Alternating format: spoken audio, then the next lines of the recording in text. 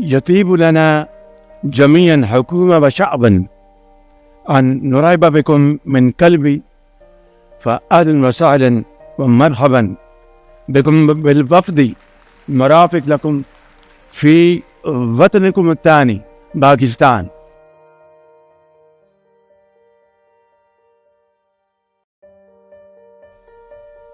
القرآن نور وروح من أمر الله جل وعلا، وكذلك أوحينا إليك روحا من أمرنا.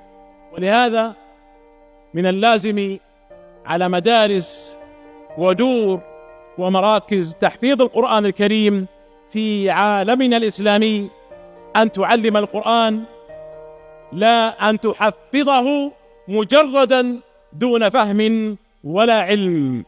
فالقرآن أنزله الله جل وعلا لندبر آياته، للتدبر والعمل به، أنزله جل وعلا هداية للعالمين.